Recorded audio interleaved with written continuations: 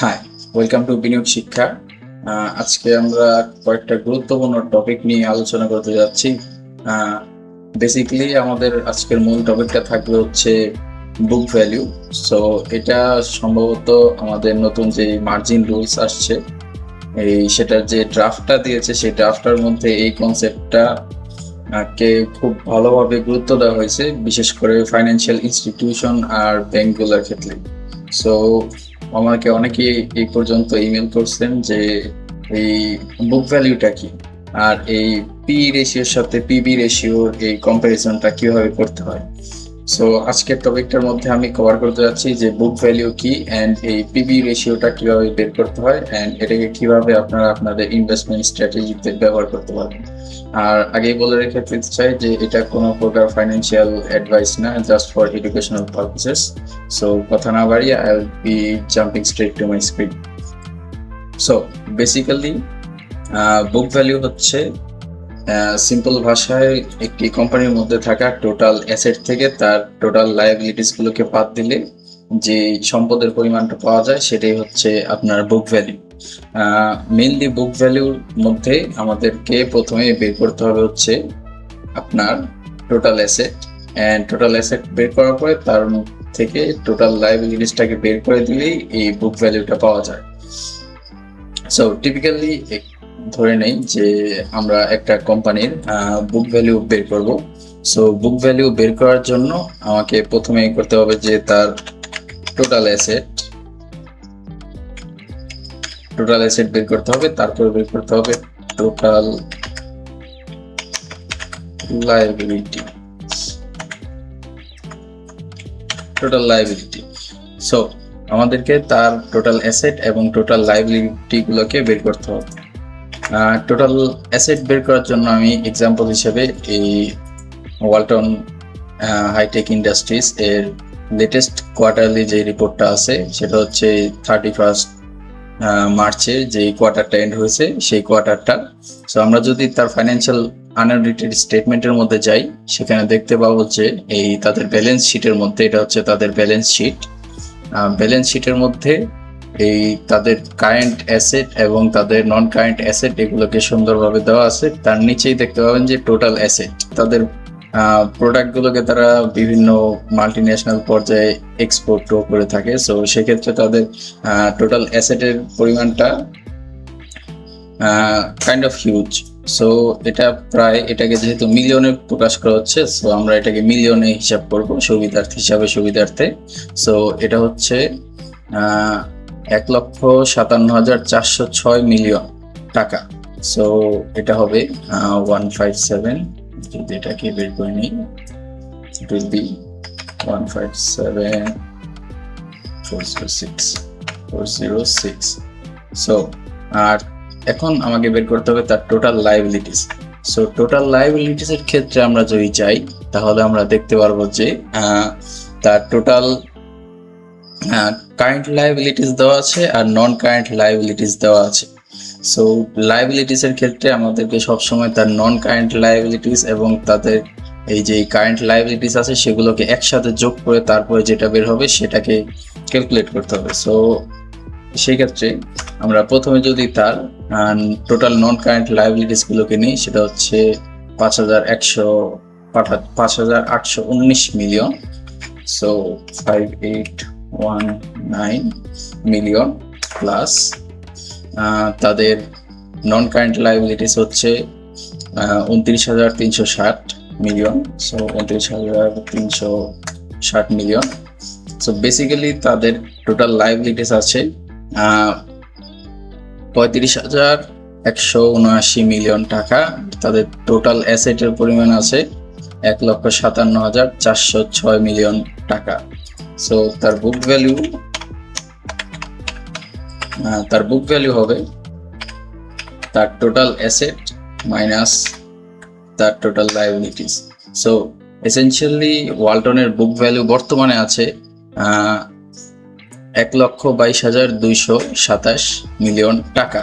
So এটাকে যে এই যে বুক ভ্যালুটা আছে, এই বুক ভ্যালুটাকে যখন আপনি কনভার্ট করে তার পার শেয়ারে নিয়ে আসবেন। সো আমরা যদি এখন ওয়ালটনের শেয়ারের সংখ্যাটা দেখি।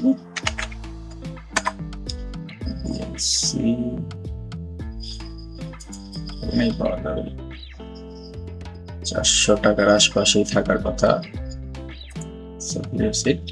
সো ওয়ালটনের টোটাল আউটস্ট্যান্ডিং শেয়ারের সংখ্যা, সো আমরা যেহেতু হিসাবটাকে মিলিয়নে করছি, সো হিসাবের সুবিধার্থে আমরা সেটাকে 333 মিলিয়ন হিসেবে ধরে নিলাম। Outstanding share 333 million. সো এগুলো সব হচ্ছে মিলিয়নসে, লিখে দিই মিলিয়নস। ওকে, সো এটা হচ্ছে তার আউটস্ট্যান্ডিং শেয়ারের পরিমাণ, এটা হচ্ছে তার বুক ভ্যালুর পরিমাণ, এটা হচ্ছে তার বুক ভ্যালু, এটা হচ্ছে তার আউটস্ট্যান্ডিং শেয়ারস। সো এখন আমি যদি তার যে বুক ভ্যালু পার শেয়ারটা বের করতে চাই, সেটা হবে বুক ভ্যালু পার শেয়ার। তার বুক ভ্যালু পার শেয়ারটা হবে তার বুক ভ্যালু ডিভাইডেড বাই তার টোটাল আউটস্ট্যান্ডিং শেয়ারের সংখ্যা। সো সেটা হবে 367 টাকা। সো বুক ভ্যালুটা হচ্ছে 367 টাকা।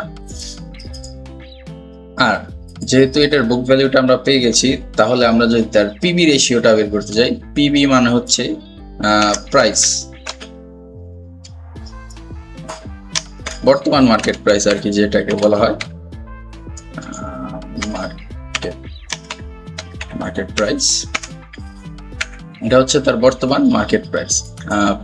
পিবিতে এটাকে পি দিয়ে প্রকাশ করা হবে, মার্কেট প্রাইস এটা হচ্ছে পি। ওকে, তার বর্তমান মার্কেট প্রাইস আমরা দেখে আসছি হচ্ছে 398 টাকা 20 পয়সা। সো 398 টাকা 20 পয়সা। সো এখন যদি আমরা সেখান থেকে তার পিবি রেশিওটা বের করতে চাই,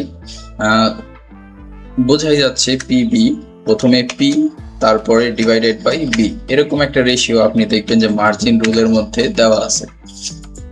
সো এই মার্জিন রুলের মধ্যে যে এই পিবি রেশিওটা দেওয়া আছে, এই পিবি রেশিওটার ক্ষেত্রে প্রথমে আমাকে কি করতে হবে, তার প্রাইসটাকে নিতে হবে।